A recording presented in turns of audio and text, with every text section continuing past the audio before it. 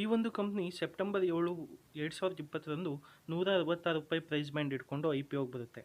ಈ ಒಂದು ಕಂಪ್ನಿ ಒಳ್ಳೆ ಕಂಪ್ನಿ ಆದ್ರಿಂದ 151 ಟೈಮ್ಸು ಓವರ್ ಸಬ್ಸ್ಕ್ರಿಪ್ಷನ್ ಆಗುತ್ತೆ. ಅಂತಂದರೆ ಅವರು ಕೊಡಬೇಕು ಅಂತ ಅಂದ್ಕೊಂಡಿದ್ದ ಶೇರ್ಗಿಂತ ಹೆಚ್ಚು 151 ಎಕ್ಸ್ಟ್ರಾ ಅಪ್ಲಿಕೇಶನ್ಗಳು ಬರುತ್ತೆ. ಈ ಒಂದು ಕಂಪ್ನಿ ಸೆಪ್ಟೆಂಬರ್ 17 ₹348ಗೆ ಲೀಸ್ಟ್ ಆಗುತ್ತೆ. ಅಂದರೆ 111% ರಿಟರ್ನನ್ನು ಕೊಡುತ್ತೆ. ಲೀಸ್ಟ್ ಆಗುವಾಗಲೇ ಅವ್ರ ದುಡ್ಡು ಡಬಲ್ ಆಯಿತು. ಸದ್ಯಕ್ಕೆ ಈ ಒಂದು ಕಂಪ್ನಿಯ ಶೇರ್ ಪ್ರೈಸು ₹913 ಟ್ರೇಡ್ ಆಗ್ತಾರೆ. ಯಾರ್ಯಾರು IPOದಲ್ಲಿ ಈ ಒಂದು ಕಂಪ್ನಿ ಶೇರು ಅಲಾಟ್ಮೆಂಟ್ ಪಡ್ಕೊಂಡು ಇಲ್ಲಿವರೆಗೂ ಇಟ್ಕೊಂಡಿದ್ದಾರೋ 10 ತಿಂಗಳಲ್ಲಿ 470% ರಿಟರ್ನನ್ನು ಈ ಒಂದು ಕಂಪ್ನಿನಲ್ಲಿ ಪಡ್ಕೊಂಡಿದ್ದಾರೆ. ಈಗ ಲೀಸ್ಟ್ ಆಗಿರುವಂಥ ಡೇಟ್ನಿಂದ ಈ ಒಂದು ಕಂಪ್ನಿನಲ್ಲಿ ನೀವೇನಾದರೂ 15,000 ಇನ್ವೆಸ್ಟ್ಮೆಂಟನ್ನು ಮಾಡಿದರೆ ಲೀಸ್ಟ್ ಆದಾಗಿಂದ ಇಲ್ಲಿಯವರೆಗೂ 161% ರಿಟರ್ನನ್ನು ಪಡ್ಕೊಂಡಿದ್ದಾರೆ.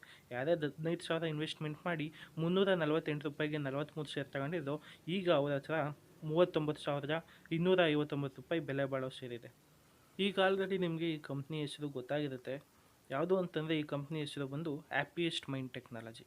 ಈ ಒಂದು ಕಂಪ್ನಿ ಬಗ್ಗೆ ಇವತ್ತಿನ ವಿಡಿಯೋದಲ್ಲಿ ಫಂಡಮೆಂಟಲ್ ಅನಾಲಿಸಿಸ್ ಮಾಡ್ತಾ ಇದ್ದೀನಿ. ಮತ್ತು ಈ ಕಂಪ್ನಿನಲ್ಲಿ ನೀವು IPOದಲ್ಲಿ ಏನಾದರೂ ಇನ್ವೆಸ್ಟ್ಮೆಂಟ್ ಮಾಡಿ ಈ ಅಲಾಟ್ಮೆಂಟ್ ಪಡ್ಕೊಂಡು ಇಲ್ಲಿವರೆಗೂ ಇದ್ದೀರಾ ಅಂದರೆ ನೀವು ಲಕ್ಕಿ ಅಂತ ಹೇಳ್ತೀನಿ. ಈ ವಿಡಿಯೋದಲ್ಲಿ ಫುಲ್ ಫಂಡಮೆಂಟಲ್ ಅನಾಲಿಸು ಮತ್ತು ಏನು ಬಿಸ್ನೆಸ್ ಮಾಡ್ತಾರೆ ಅನ್ನೋದ್ರ ಬಗ್ಗೆ ತಿಳಿಸ್ಕೊಡ್ತೀನಿ. ಫುಲ್ ವಿಡಿಯೋನ ನೋಡಿ, ಎಲ್ಲೂ ಸ್ಕಿಪ್ ಮಾಡಬೇಡಿ. ಜೊತೆಗೆ ನೀವೇನಾದರೂ IPOದಲ್ಲಿ ಇನ್ವೆಸ್ಟ್ಮೆಂಟ್ ಮಾಡಿ ಅಲಾಟ್ಮೆಂಟ್ ಪಡ್ಕೊಂಡಿದ್ದೆ ಏನು ಮಾಡೋದು, ಇನ್ನೂ ಎಷ್ಟು ದಿನ ಇಟ್ಕೊಳ್ಳೋದು ಅಂತಲೂ ಹೇಳ್ತೀನಿ. ಈ ಒಂದು ಕಂಪ್ನಿನಲ್ಲಿ ಲಾಂಗ್ ಟರ್ಮ್ಗೆ ಒಳ್ಳೆಯದಾ ಅಥವಾ ಶಾರ್ಟ್ ಟರ್ಮ್ಗೆ ಒಳ್ಳೆಯದಾ ಅಂತಲೂ ತಿಳಿಸ್ಕೊಡ್ತೀನಿ. ಇದಕ್ಕಿಂತ ಮುಂದೆ ಸ್ಟಾಕ್ ಮಾರ್ಕೆಟ್ ಕನ್ನಡ ಯೂಟ್ಯೂಬ್ ಚಾನಲ್ಗೆ ಎಲ್ಲರಿಗೂ ಸ್ವಾಗತ ಕೋರ್ತಾ, ನೀವಿನ್ನೂ ನನ್ನ ಚಾನಲ್ನ ಸಬ್ಸ್ಕ್ರೈಬ್ ಮಾಡ್ಕೊಂಡಿಲ್ಲ ಅಂದರೆ ಸಬ್ಸ್ಕ್ರೈಬ್ ಮಾಡ್ಕೊಳ್ಳಿ, ಹಾಗೆ ಬೆಲ್ಲೈಕನನ್ನು ಕ್ಲಿಕ್ ಮಾಡಿ ಅಂತ ಹೇಳ್ತಾ ಇವತ್ತಿನ ವಿಡಿಯೋನ ಸ್ಟಾರ್ಟ್ ಮಾಡೋಣ ಬನ್ನಿ. ಹ್ಯಾಪಿಯೆಸ್ಟ್ ಮೈಂಡ್ ಟೆಕ್ನಾಲಜಿ ಪ್ರಾರಂಭ ಆದದ್ದು 2011. ಇದನ್ನು ಫೌಂಡರ್ ಆಗಿ ಅಶೋಕ್ ಸೂತಾ ಅವರು ಈ ಒಂದು ಕಂಪ್ನಿಯನ್ನು ಪ್ರಾರಂಭಿಸ್ತಾರೆ. ಈ ಒಂದು company Bengaluru based IT service ಕಂಪ್ನಿಯಾಗಿದ್ದು, ಇದು ನಮ್ಮ ಬೆಂಗಳೂರಿನವರೇ ಇವರು ಅಶೋಕ್ ಸೂತಾ ಅನ್ನೋರು ಕೂಡ ನಮಗೆ ತುಂಬ ಹೆಮ್ಮೆಯಾದಂಥ ವಿಷಯ.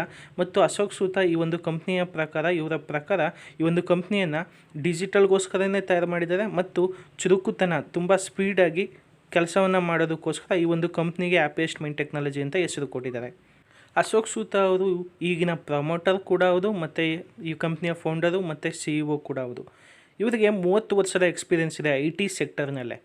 ಇವರು ವಿಪ್ರೋ ಕಂಪ್ನಿನಲ್ಲಿ 15 ವರ್ಷ ವಿಪ್ರೋ ಇನ್ಫೋಟೆಕ್ನಲ್ಲಿ ವರ್ಕ್ ಮಾಡಿದ್ದಾರೆ 1984ರಿಂದ 1999ರವರೆಗೂ. ಆ ಟೈಮ್ನಲ್ಲಿ ವಿಪ್ರೋ ಕಂಪ್ನಿ 2 ಮಿಲಿಯನ್ನಿಂದ 500 ಮಿಲಿಯನ್ ಗಂಟ ಬೆಳೆದಿತ್ತು. ಇದನ್ನು ನೀವು ಗಮನಿಸಿದ್ರೆ ತುಂಬ ಒಳ್ಳೆಯ ಒಂದು ಗ್ರೋತು ವಿಪ್ರೋ ಕಂಪ್ನಿನಲ್ಲಿ. ಇವರು ಆ ಒಂದು ಕಂಪ್ನಿನ ಪ್ರೆಸಿಡೆಂಟ್ ಆಗಿದ್ದಾಗ ಒಂದು ಒಳ್ಳೆ ಗ್ರೋತು ವಿಪ್ರೋ ಕಂಪ್ನಿಗೆ ಆಗಿದೆ ಅಂತ ನೀವು ಇಲ್ಲಿ ಗಮನಿಸ್ಬೋದು. ಇವರು ತುಂಬ ಒಳ್ಳೆ ಎಕ್ಸ್ಪೀರಿಯೆನ್ಸ್ ಕೂಡ ಇದೆ ಮತ್ತು ವಿಪ್ರೋ ಕಂಪ್ನಿ ತುಂಬ ದೊಡ್ಡ ಲಾಭವನ್ನು ಕೊಟ್ಟಿದೆ ತುಂಬ ಜನರಿಗೆ. ನಂತರ ಇವರು 1999ರಲ್ಲಿ ಮೈಂಡ್ಟ್ರೀಗೆ ಫೌಂಡೆಡ್ ಆಗಿ ಕೂಡ ಕೆಲಸವನ್ನು ಮಾಡಿದ್ದಾರೆ.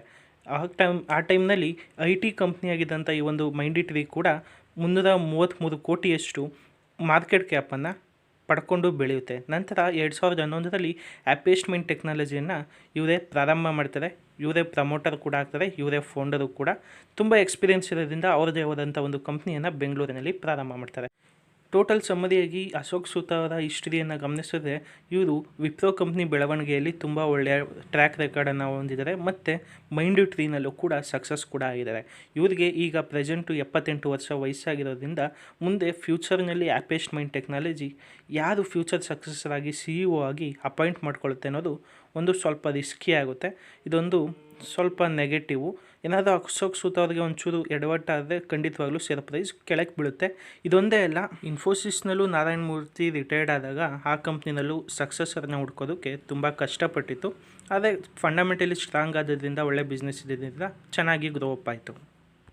ಫ್ಯೂಚರ್ CEO ಮತ್ತು ಸಕ್ಸಸ್ಸರ್ ಆಗಿ ಹ್ಯಾಪಿಯೆಸ್ಟ್ ಮೈಂಡ್ ಟೆಕ್ನಾಲಜಿ ಮುಂದೆ 4 ಜನ ಇದ್ದಾರೆ. ರಾಜೀವ್ ಸಾಸ್, ವೆಂಕಟರಾಮನ್ ಎನ್ ಮತ್ತು ಚೆಲುವರಾಯನ್ ರಾಮ್ಮೋಹನ್ ಮತ್ತು ಜೋಸೆಫ್ ಅನಂತರಾಜು. ಯಾರು ಈ ಒಂದು ಕಂಪ್ನಿಯ ಮುಂದಿನ ಫ್ಯೂಚರ್ CEO ಆಗ್ತಾರೆ ಅಂತ ಕಾದು ನೋಡಬೇಕಾಗುತ್ತೆ.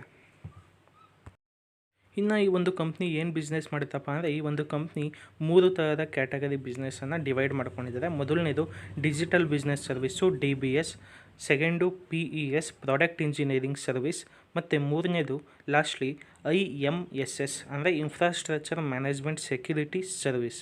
ಈ 3 ಬಿಸ್ನೆಸ್ಸು 3 ಕ್ಯಾಟಗರಿಯನ್ನಾಗಿ ಮಾಡ್ಕೊಂಡಿದ್ದಾರೆ ಈ ಒಂದು ಕಂಪ್ನಿಯ ಬಿಸ್ನೆಸ್ ಇದು. ಇನ್ನು ಇದನ್ನು ಒಂದೊಂದಾಗಿ ಈಗ ಡೀಟೇಲಾಗಿ ಎಕ್ಸ್ಪ್ಲೇನ್ ಮಾಡ್ತೀನಿ, ನೋಡ್ಕೊಂಡು ಹೋಗೋಣ. DBS ಡಿಜಿಟಲ್ ಸರ್ವಿಸ್ನ ನೋಡಿದ್ರೆ ಇದರಲ್ಲಿ ಡಿಜಿಟಲ್ ಅಪ್ಲಿಕೇಶನ್ ಡೆವಲಪ್ಮೆಂಟ್ ಮಾಡುವಂಥದ್ದು, ಮಾಡರ್ನೈಸ್ ಮಾಡುವಂಥ ಒಂದು ಸರ್ವಿಸನ್ನು ಕೊಡುತ್ತೆ. ಮತ್ತು assistance, designing and testing of operations, ಮತ್ತು ಮುಂದಿನದು ಮ್ಯಾನೇಜ್ಮೆಂಟ್ ಮಾಡೋದು ಪ್ಲ್ಯಾಟ್ಫಾರ್ಮನ್ನು, ಮತ್ತು ಕನ್ಸಲ್ಟಿಂಗ್ ಮಾಡೋದು, ಡೊಮೈನ್ ಮಾಡೋದು, ಲೆಡ್ ಆಫರಿಂಗನ್ನು ಮಾಡೋದು. ಈ ರೀತಿ ಡಿಜಿಟಲ್ ಸರ್ವಿಸ್ನಲ್ಲಿ ಈ 4 ಸರ್ವಿಸನ್ನು ಕೊಡ್ತಾರೆ. ಮತ್ತು PESನಲ್ಲಿ ಈ ಒಂದು ಕಂಪ್ನಿ ಟ್ರಾನ್ಸ್ಫರ್ ಮಾಡುತ್ತೆ, ಪೊಟೆನ್ಷಿಯಲ್ ಡಿಜಿಟಲ್ ಮೇಕಿಂಗ್ ಪ್ರಾಡಕ್ಟನ್ನು ಸ್ಮಾರ್ಟಾಗಿ ಟ್ರಾನ್ಸ್ಫರ್ ಮಾಡುತ್ತೆ. ಮತ್ತು IMSSನಲ್ಲಿ ಎಂಡಿಂಗಿಂದ ಎಂಡಿಂಗ್ ಗಂಟ ಅಪ್ಲಿಕೇಶನ್ನೇ ಅದನ್ನು ಮ್ಯಾನೇಜ್ ಮಾಡುವಂಥ ಶಕ್ತಿಯನ್ನು ಮತ್ತು ಕೇಪಬಿಲಿಟೀಸು, ಇನ್ಫ್ರಾಸ್ಟ್ರಕ್ಚರ್ ಕ್ಲೈಂಟ್ಸ್ಗಳನ್ನು ಅಪ್ಲಿಕೇಶನ್ಗೆ ಈ ಒಂದು ಕಂಪ್ನಿ ಪ್ರೊವೈಡನ್ನು ಮಾಡ್ತಾರೆ. ಈ ಒಂದು ಕಂಪ್ನಿನಲ್ಲಿ 96.9% ರೆವೆನ್ಯೂ ಮತ್ತು ಪ್ರಾಫಿಟ್ಟು ಡಿಜಿಟಲ್ ಸರ್ವಿಸಿಂದನೇ ಬರ್ತಾಯಿದೆ. ಇದು ನಮ್ಮ ಇಂಡಿಯಾದ IT ಕಂಪ್ನಿನಲ್ಲೇ ಅತಿ ಹೆಚ್ಚು ರೆವೆನ್ಯೂ ಡಿಜಿಟಲ್ನಿಂದ ಬರ್ತಿರುವಂಥ ಕಂಪ್ನಿ ಆ್ಯಪೇಸ್ಟ್ಮೆಂಟ್ ಟೆಕ್ನಾಲಜಿನಲ್ಲಿ. ಅಟ್ ಪ್ರೆಸೆಂಟ್ ಈಗ ಈ ಒಂದು ಕಂಪ್ನಿನಲ್ಲಿ 148 ಆ್ಯಕ್ಟಿವ್ ಕಸ್ಟಮರ್ ಇದ್ದಾರೆ. ಗ್ಲೋಬಲ್ನಲ್ಲೂ ಕೂಡ ಪ್ರೆಸೆಂಟ್ ಇದ್ದಾರೆ. ಕಂಟ್ರೀಸ್ ಯಾವ್ಯಾವುದಪ್ಪ ಬೇರೆ ಬೇರೆ ಕಂಟ್ರೀಸ್ನ ಆ್ಯಕ್ಟಿವ್ ಕಸ್ಟಮರ್ ಇರೋದು ಅಂತಂದರೆ, ಒಂದು US, UK, ಆಸ್ಟ್ರೇಲಿಯಾ, ಕೆನಡಿಯಾ ಮತ್ತು ಮಿಡಲ್ ಈಸ್ಟ್ನಲ್ಲಿ ಈ ಒಂದು 148 ಆ್ಯಕ್ಟಿವ್ ಕಸ್ಟಮರ್ ಇದ್ದಾರೆ.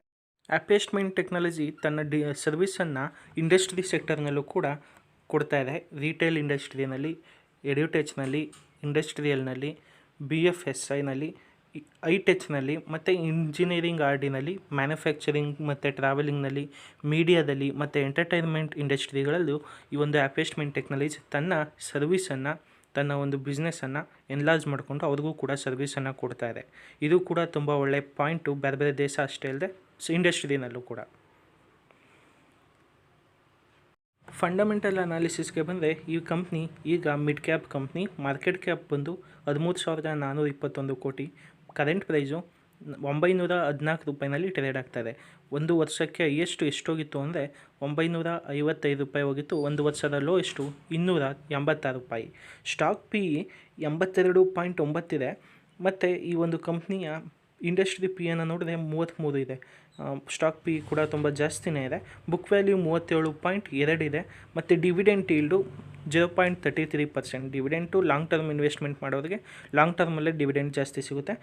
ಈಗ ಹೊಸ ಕಂಪ್ನಿ ಆಗಿರೋದ್ರಿಂದ ಡಿವಿಡೆಂಟ್ ಕಡಿಮೆನೇ. ಇನ್ನು ROC ನೋಡಿದ್ರೆ ತುಂಬ ಒಳ್ಳೆಯ ROC ಇದೆ, 34.5. ROE 39.9. ತುಂಬ ಒಳ್ಳೆಯ ROE ಮತ್ತು ROC ಒಳ್ಳೆ ರಿಟರ್ನ್ ಕೊಡ್ತಾರೆ ಅಂತ ಹೇಳ್ತಾರೆ. ಫೇಸ್ ವ್ಯಾಲ್ಯೂ 2 ರೂಪಾಯಿ ಮತ್ತು ಕರೆಂಟ್ ರೇಷೋ 2.69. ಇದು ಕೂಡ ಒಳ್ಳೆಯ ಸೈನು. Debt to equity 0.35. ಅಷ್ಟೊಂದು ಡೆಟ್ ಇಲ್ಲ, ಒಳ್ಳೆಯ ಕಂಪ್ನಿ. ಮತ್ತು ಪ್ರಮೋಟರ್ಸ್ ಹೋಲ್ಡಿಂಗು 53.2. ಇದು ಕೂಡ ಚೆನ್ನಾಗಿದೆ, 50%. ಮತ್ತು PEG ರೇಷಿಯೋ 0.72 ಇದೆ. ಇವನ್ನೆಲ್ಲ ಗಮನಿಸಿದ್ರೆ ಫಂಡಮೆಂಟಲಿ ಸ್ಟ್ರಾಂಗ್ ಕಂಪ್ನಿ ಅಂತ ಹೇಳ್ತೀನಿ. ಇನ್ನು ಈ ಒಂದು ಕಂಪ್ನಿನಲ್ಲಿ ಎಷ್ಟು ಲಾಭ ಮಾಡಿದೆ ಅಂತ ಇನ್ನೂ ಹೆಚ್ಚಾಗಿ ಬೇರೆದಲ್ಲಿ ತೋರಿಸ್ತೀನಿ. ಇದು ಸಣ್ಣದಾಗಿ ತೋರಿಸ್ತಾ ಇದ್ದೀನಿ ನೋಡಿ. ಸೆಪ್ಟೆಂಬರ್ ಕ್ವಾರ್ಟರ್ಲಿ ಎಷ್ಟು ಪ್ರಾಫಿಟನ್ನು ಮಾಡಿದೆ ಅಂದರೆ, ಸೆಪ್ಟೆಂಬರ್ 2020 ಸೇಲ್ಸು 183 ಕೋಟಿ ಮತ್ತು 193 ಕೋಟಿ, 221 ಕೋಟಿ, ಈ ರೀತಿ ಇಲ್ಲಿ ಗಂಟ ಮಾರ್ಚ್ 21 ಗಂಟ ಬೆಳೆದಿದೆ. ನೀವು ಸೇಲ್ಸ್ ಕೂಡ ಇನ್ಕ್ರೀಸ್ ಆಗ್ತಾಯಿದೆ. ನೆಟ್ ಪ್ರಾಫಿಟ್ ಕೂಡ 34 ಕೋಟಿ, 42 ಕೋಟಿ, 36 ಕೋಟಿ, ಈ ರೀತಿ ನೆಟ್ ಪ್ರಾಫಿಟು ಕನ್ಸಿಸ್ಟೆಂಟಾಗಿ ಇನ್ಕ್ರೀಸು ಮತ್ತು ಕನ್ಸಿಸ್ಟೆಂಟಾಗಿ ಬೆಳೀತದೆ. ಅರ್ನಿಂಗ್ ಪರ್ ಶೇರ್ ಕೂಡ ತುಂಬ ಮುಖ್ಯ ನೋಡಿ. ಅರ್ನಿಂಗ್ ಪರ್ ಶೇರು ಒಂದೇ ಕನ್ಸಿಸ್ಟೆಂಟಾಗಿ ಪಾಸಿಟಿವ್ನಲ್ಲಿದೆ. 2.32, 2.87, 2.45. ಇದು ಕೂಡ ಒಂದು ಒಳ್ಳೆಯ ಕಂಪ್ನಿ, ಒಳ್ಳೆಯ ಪ್ರಾಫಿಟನ್ನು ಮಾಡ್ತಾಯಿದೆ ಅಂತ ನೀವು ಇಲ್ಲಿ ಗಮನಿಸ್ಬೋದು. ಈಗ ಬನ್ನಿ ಡೀಟೇಲಾಗಿ ಕ್ವಾರ್ಟರ್ ರಿಸಲ್ಟು, ಆ್ಯನ್ಯುವಲ್ ರಿಸಲ್ಟನ್ನು ಗಮನಿಸೋಣ. ಕಾಣಿಸ್ತಾರೆ ಆ್ಯಪೇಸ್ಟ್ಮೆಂಟ್ ಟೆಕ್ನಾಲಜಿದು ಕ್ವಾರ್ಟರ್ ಎಷ್ಟು ಪ್ರಾಫಿಟನ್ನು ಮಾಡಿದ್ದಾರೆ 2020ರಲ್ಲಿ ಅಂತ. ಮಾರ್ಚ್ 2020 ಸೇಲ್ಸ್ ಬಂದು 186 ಕೋಟಿ ಎಷ್ಟಿತ್ತು. ಅದೇ 2021 ನೋಡಿ ಹೀಗೆ ಇನ್ಕ್ರೀಸ್ ಆಗಿ ಬಂದು 220 ಕೋಟಿಗೆ 2021 ಮಾರ್ಚ್ ಎಂಡಿಂಗ್ನಲ್ಲಿ ಈ ಕೊನೆಯ ಕ್ವಾರ್ಟರ್ ರಿಸಲ್ಟ್ನಲ್ಲಿ 220 ಕೋಟಿಯಷ್ಟು ಸೇಲ್ಸು ಇನ್ಕ್ರೀಸ್ ಆಗಿದೆ. ಚೆನ್ನಾಗಿ ಇನ್ಕ್ರೀಸನ್ನು ಮಾಡ್ತಾರೆ. ಮತ್ತು ಈ ಒಂದು ಕಂಪ್ನಿಯ ಅದರ್ ಇನ್ಕಮ್ ಕೂಡ ಇನ್ಕ್ರೀಸು ಡಿಕ್ರೀಸಲ್ಲಿದೆ. ಅದರ್ ಇನ್ಕಮ್ ನಮ್ಗೆ ಇಂಪಾರ್ಟೆಂಟ್ ಅಲ್ಲ. ಇನ್ನು ಈ ಒಂದು ಕಂಪ್ನಿಯ ಮುಂದಿನ ಇದನ್ನು ನೋಡಿದ್ರೆ ಟೋಟಲ್ ಇನ್ಕಮ್ ಕೂಡ ಇನ್ಕ್ರೀಸ್ ಆಗ್ತಾಯಿದೆ. ನೀವು ಇಲ್ಲಿ ಗಮನಿಸಿದ್ರೆ 190 ಕೋಟಿಯಿಂದ 223 ಕೋಟಿ ಗಂಟ ಒಂದು ಟೋಟಲ್ ಇನ್ಕಮ್ ಕೂಡ ಇನ್ಕ್ರೀಸ್ ಆಗ್ತದೆ. ಮತ್ತು ಎಕ್ಸ್ಪೆಂಡಿಚರ್ ಕೂಡ ಇನ್ಕ್ರೀಸ್ ಆಗ್ತದೆ. ಅವರ ಒಂದು ಎಕ್ಸ್ಪೆನ್ಸು 180ರಿಂದ 172. ಅದೇನು ಮುಖ್ಯ ಅಲ್ಲ. ಮೇಯ್ನಾಗಿ ಇನ್ನು ಈ ಒಂದು ಕಂಪ್ನಿದು ಇಂಟ್ರೆಸ್ಟ್ ಕೂಡ ಸೇಮ್ ಆಗೇ ಇದೆ. ಇಂಟ್ರೆಸ್ಟು ಸೇಮ್ ಹಾಗೇ ಇದೆ, ಅದೇನು ಪ್ರಾಬ್ಲಮ್ ಆಗಲ್ಲ. ಇನ್ನು ಈ ಒಂದು ಕಂಪ್ನಿ ಟ್ಯಾಕ್ಸನ್ನು ನೋಡಿದ್ರೆ ಟ್ಯಾಕ್ಸು ಕೂಡ ಹಾಗೆ ಇನ್ಕ್ರೀಸ್ ಆಗ್ತಾಯಿದೆ, ಯಾಕೆಂದರೆ ಪ್ರಾಫಿಟ್ಟು ಇನ್ಕ್ರೀಸ್ ಆಗ್ತಾ ಇರೋದ್ರಿಂದ ಟ್ಯಾಕ್ಸ್ ಕಟ್ಟೋದು ಕೂಡ ಇನ್ಕ್ರೀಸ್ ಕೂಡ ಆಗುತ್ತೆ. ಇನ್ನು ಈ ಒಂದು ಕಂಪ್ನಿ ನೆಟ್ ಪ್ರಾಫಿಟನ್ನು ನೀವು ಗಮನಿಸಿದ್ರೆ ನೋಡಿ, 2020 ಮಾರ್ಚ್ನಲ್ಲಿ 5 ಕೋಟಿ ಮಾತ್ರ ಪ್ರಾಫಿಟನ್ನು ಮಾಡಿತ್ತು.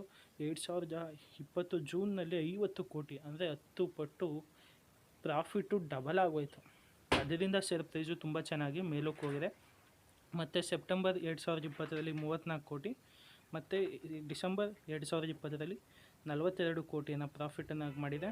ಮತ್ತು ಈಗ ಕ್ವಾರ್ಟರ್ ರಿಸಲ್ಟ್, ಈಗ ಕೊನೆಯ ಕ್ವಾರ್ಟರ್ ರಿಸಲ್ಟ್ ಆದಂಥ 2021 ಮಾರ್ಚ್ ಕ್ವಾರ್ಟರ್ ರಿಸಲ್ಟ್ನಲ್ಲಿ 36 ಕೋಟಿ ಪ್ರಾಫಿಟನ್ನು ಮಾಡಿದೆ. ನೋಡಿ, ಒಂದು ಕನ್ಸಿಸ್ಟೆಂಟಾಗಿ ಇನ್ಕ್ರೀಸ್ಮೆಂಟು ಮತ್ತು ಒಂದು ಪ್ಲೇಸನ್ನು ಪ್ರಾಫಿಟ್ನಲ್ಲಿ ಮಾಡ್ತಾ ಬಂದಿದೆ ಈ ಒಂದು ಕಂಪ್ನಿ. ಈಗ ನಿಮ್ಗೆ ಇಲ್ಲಿ ಕಾಣಿಸ್ತಾ ಇರೋದು ಆಪೆಸ್ಟ್ ಮೈಂಡ್ ಟೆಕ್ನಾಲಜಿ ಪ್ರತಿ ವರ್ಷ ಹೇಗೆ ಸೇಲ್ಸು ಮತ್ತು ಪ್ರಾಫಿಟನ್ನು ಮಾಡ್ತಾಯಿದೆ ಅಂತ. 2018ರಲ್ಲಿ 462 ಕೋಟಿ ಸೇಲ್ಸ್ನ ಇದ್ದದ್ದು, ಈಗ ಅಟ್ ಪ್ರೆಸೆಂಟ್ 2021ರಲ್ಲಿ 773 ಕೋಟಿ ಆಗಿದೆ.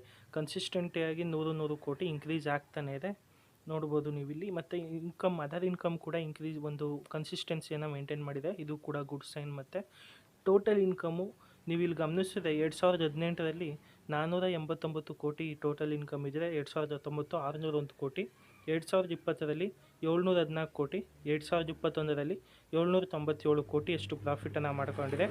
ಟೋಟಲ್ ಇನ್ಕಮ್ ಇಷ್ಟು ಈ ರೀತಿ ಇನ್ಕ್ರೀಸ್ ಆಗ್ತಾನೆ ಇದೆ. ಇದು ಕೂಡ ಕಂಪ್ನಿಯ ಶೇರ್ ಪ್ರೈಸು ಬೇಗ ಬೆಳೆಯೋದಕ್ಕೆ ಕಾರಣ ಆಗಿದೆ. ಮತ್ತು ಎಕ್ಸ್ಪೆಂಡಿಚರ್ ಕೂಡ ಒಂದು ರೀತಿ ಕನ್ಸಿಸ್ಟೆನ್ಸಿಯಲ್ಲಿ ಇನ್ಕ್ರೀಸ್ ಆಗ್ತಾಯಿದೆ.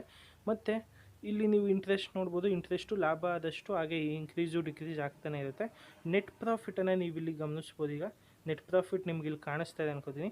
ನೆಟ್ ಪ್ರಾಫಿಟ್ಟು 2018ರಲ್ಲಿ -22 ಕ್ರೋರು, ಅಂದರೆ ಲಾಸನ್ನು ಮಾಡ್ಕೊಂಡಿದ್ದು. 2019ರಲ್ಲಿ 14 ಕೋಟಿ ಪ್ರಾಫಿಟ್ ಮಾಡಿದ್ದಾರೆ. 2020ರಲ್ಲಿ 71 ಕೋಟಿ ಪ್ರಾಫಿಟ್ ಮಾಡಿದ್ದಾರೆ. ಅಂದರೆ 5-6 ಪಟ್ಟು ಎಕ್ಸ್ಟ್ರಾ ಪ್ರಾಫಿಟನ್ನು ಮಾಡ್ಕೊಂಡ್ರು ಹೋದ ವರ್ಷಕ್ಕಿಂತ. ಅದಕ್ಕೆ ಶೇರ್ ಪ್ರೈಸ್ ಅಷ್ಟು ಬೇಗ ಬೆಳೆದಿರೋದು, ಪ್ರಾಫಿಟ್ ಜಾಸ್ತಿ ಆಗಿರೋದಕ್ಕೆ. ಮತ್ತು 2021ರಲ್ಲಿ ನೀವು ಇಲ್ಲಿ ಗಮನಿಸಿದ್ರೆ 162 ಕೋಟಿನ ಪ್ರಾಫಿಟ್ ಮಾಡಿದ್ದಾರೆ. ಇದು ತುಂಬ ಒಳ್ಳೆಯ ಶೇರು ಅಂತ ನಿಮಗೆ ಇಲ್ಲಿ ಗೊತ್ತಾಗುತ್ತೆ. ತುಂಬ ಒಳ್ಳೆ ಪ್ರಾಫಿಟನ್ನು ಈ ಒಂದು ಕಂಪ್ನಿ ಮಾಡ್ಕೊಂಡಿದೆ. ಇನ್ನು ಶೇರ್ ಹೋಲ್ಡಿಂಗ್ ಪ್ಯಾಟ್ರನ್ನ ನೋಡಿದ್ರೆ ಪ್ರಮೋಟರ್ಸ್ನ ಹೋಲ್ಡಿಂಗು 53.25% ಇದೆ, ಜಾಸ್ತಿ ಅವರದೇ ಇರೋದು. ಮತ್ತು ಫಾರಿನ್ ಇನ್ವೆಸ್ಟರ್ಸು 7% ಹೊಂದಿದ್ದಾರೆ, ಮತ್ತು ಡೊಮೆಸ್ಟಿಕ್ ಇನ್ವೆಸ್ಟರ್ಸು 7.39%. ಪಬ್ಲಿಕ್ ಇನ್ವೆಸ್ಟರ್ಸ್ ನಮ್ಮಂಥವ್ರು ನಿಮ್ಮಂಥವ್ರು 32.3% ಶೇರ್ ಹೋಲ್ಡಿಂಗ್ ಆಗಿದೆ. ಇದಿಷ್ಟು ಶೇರ್ ಹೋಲ್ಡಿಂಗ್ ಪ್ಯಾಟ್ರನ್. ಫೈನಲಿ ಈ ಒಂದು ಕಂಪ್ನಿ ನೀವು ಗಮನಿಸಿ ಫಂಡಮೆಂಟಲಿ ಸ್ಟ್ರಾಂಗ್ ಇದೆ, ಬಿಸ್ನೆಸ್ಸಲ್ಲೂ ಕೂಡ ತುಂಬ ಸ್ಟ್ರಾಂಗ್ ಇದೆ. IT ಸೆಕ್ಟರ್ ಕಂಪ್ನಿನಲ್ಲಿ ಇನ್ವೆಸ್ಟ್ಮೆಂಟ್ ಮಾಡಿ ಸಾವಿರಾರು ರೂಪಾಯಿ ಇನ್ವೆಸ್ಟ್ಮೆಂಟ್ ಮಾಡಿ ಇನ್ಫೋಸಿಸ್ನಲ್ಲಿ ಎಷ್ಟು ಲಾಭವನ್ನು ಮಾಡಿದ್ರು ಅಂತ ಒಂದು ವಿಡಿಯೋದಲ್ಲಿ ಹಿಂದೆ ತೋರಿಸಿದ್ದೀನಿ. ನೋಡಿಲ್ಲ ಅಂದರೆ ಅದ್ರ ಬಗ್ಗೆ ಐಕಾರ್ಡ್ ಹಾಕ್ತೀನಿ, ಆ ವಿಡಿಯೋದು ನೀವು ನೋಡಿ. ಅದರಲ್ಲಿ ತುಂಬ ಡೀಟೇಲಾಗಿ ಹೇಳಿದ್ದೀನಿ. ಇನ್ಫೋಸಿಸ್ನಲ್ಲಿ ಸಾವಿರಾರು ಪಟ್ಟು ಇನ್ವೆಸ್ಟ್ಮೆಂಟ್ ಮಾಡಿದವರು ಕೋಟ್ಯಾಂತರ ರೂಪಾಯಿ ಹೇಗೆ ಮಾಡಿದ್ರು ಅಂತ. ಈ ಒಂದು ಕಂಪ್ನಿನಲ್ಲೂ ಕೂಡ ಅಂಥ ಚಾನ್ಸ್ ಇದೆ. ನೀವು ಅಕಸ್ಮಾತ್ ಅದೇ ಒಂದೇನಪ್ಪ ಅಂದರೆ IPOದಲ್ಲಿ ನೀವು ಇನ್ವೆಸ್ಟ್ಮೆಂಟ್ ಮಾಡಿದರೆ ಈಗ ಆಲ್ರೆಡಿ ನೀವು ಲಕ್ಷಾಧೀಶ್ವರು ಈ ಒಂದು ಕಂಪ್ನಿನಲ್ಲಿ. ಏಕೆಂದರೆ ಅದು 1,000 ರೂಪಾಯಿಗೆ ಹೋದರೆ ಈಗ 90,000 ರೂಪಾಯಿ ನಿಮ್ಮ ಈಗ IPOದಲ್ಲಿ 90 ಶೇರನ್ನು ಕೊಟ್ಟಿದ್ದು, ಈಗ ಹತ್ತಿರ 1,000 ರೂಪಾಯಿ ಹತ್ತಿರ ಹೋಗ್ತಾಯಿದೆ. 1,000 ರೂಪಾಯಿಗೆ ಹೋದರೆ 90 ಶೇರ್ಗಳು 90,000 ರೂಪಾಯಿ ಬೆಲೆ ಬಾಳುತ್ತೆ. ಹತ್ತಿರ ನೀವು ಲಕ್ಷಾಧೀಶ್ವರ ಆಗಿದ್ರಿ. ಕೋಟ್ಯಾಧೀಶ್ವರ ಆಗೋಕ್ಕೆ ಸ್ವಲ್ಪ ಹತ್ತಿರದಲ್ಲೇ ಇದೆ. ಈ ಒಂದು ಕಂಪ್ನಿ ತುಂಬ ಚೆನ್ನಾಗಿದೆ, ಲಾಂಗ್ ಟರ್ಮ್ಗೆ ಫಂಡಮೆಂಟಲಿ ಸ್ಟ್ರಾಂಗ್ ಇದೆ. ಅಶೋಕ್ ಸೂತ ಅವರು ಕೂಡ ತುಂಬ ಒಳ್ಳೆ ಎಕ್ಸ್ಪೀರಿಯೆನ್ಸ್ ಇದೆ. ಅವರ ಸ್ಟಾಫ್ಗೂ ಕೂಡ ಒಂದು ಎಕ್ಸ್ಪೀರಿಯೆನ್ಸನ್ನು ಹಂಚ್ಕೊಂಡಿರ್ತಾರೆ, ಚೆನ್ನಾಗಿ ಹೇಳ್ಕೊಟ್ಟಿರ್ತಾರೆ ಮುಂದೆ ಕಂಪ್ನಿ ಬೆಳೆಯೋದಕ್ಕೆ ಅಂತ ಹೇಳ್ತಾ, ಈ ಕಂಪ್ನಿನಲ್ಲಿ ನೀವು ಶಾರ್ಟ್ ಟರ್ಮ್ಗೂ ಕೂಡ ಇನ್ವೆಸ್ಟ್ ಮಾಡ್ಬೋದು. ಅಂದರೆ ಒಂದು 2-3 ವರ್ಷಕ್ಕೂ ಕೂಡ. ಲಾಂಗ್ ಟರ್ಮಲ್ಲಂತೂ ತುಂಬ ಒಳ್ಳೆ ಪ್ರಾಫಿಟನ್ನು ಮಾಡ್ತೀರಾ. ಈ ಒಂದು ಕಂಪ್ನಿನ ಮಿಸ್ ಮಾಡ್ಕೊಬೇಡಿ, ಇದು ಕೂಡ ತುಂಬ ಒಳ್ಳೆ ಕಂಪ್ನಿ. ನೀವೇನಾದರೂ IPOದಲ್ಲಿ ಈ ಒಂದು ಕಂಪ್ನಿನಲ್ಲಿ ಅಲಾಟ್ಮೆಂಟ್ ಪಡ್ಕೊಂಡಿದೆ, ಖಂಡಿತ ಲಾಂಗ್ ಟರ್ಮ್ಗೆ ಇಟ್ಕೊಳ್ಳಿ. ಕೋಟ್ಯಾಧೀಶ್ವರ ಆಗೋಗ್ಬೋದು, ಅಥವಾ ಮಿನಿಮಮ್ಮು 90 ಲಕ್ಷ 50 ಲಕ್ಷ ನೀವು 20 ವರ್ಷದಲ್ಲಿ ಲಾಭವನ್ನು ಪಡಿಬೋದು ಅಂತ ಹೇಳ್ತಾ ಈ ಒಂದು ವಿಡಿಯೋನ ಇಲ್ಲಿಗೆ ಮುಗಿಸ್ತಾ ಇದ್ದೀನಿ. ಈ ಇನ್ಫಾರ್ಮೇಷನು ನಿಮಗೆ ಇಷ್ಟ ಆಗಿದೆ ಲೈಕ್ ಮಾಡಿ, ಹಾಗೆ ನನ್ನ ಚಾನಲ್ನ ಸಬ್ಸ್ಕ್ರೈಬ್ ಮಾಡ್ಕೊಳ್ಳಿ, ಹಾಗೆ ಬೆಲ್ಲೈಕನನ್ನು ಕ್ಲಿಕ್ ಮಾಡಿ ಅಂತ ಹೇಳ್ತಾ ಮುಂದಿನ ವಿಡಿಯೋದಲ್ಲಿ ಮತ್ತೆ ಸಿಗೋಣ. ಅಲ್ಲಿವರೆಗೂ ಟೇಕ್ ಕೇರ್, ಬಾಯ್ ಬಾಯ್. ಜೈ ಹಿಂದ್, ಜೈ ಕರ್ನಾಟಕ ಮಾತೆ.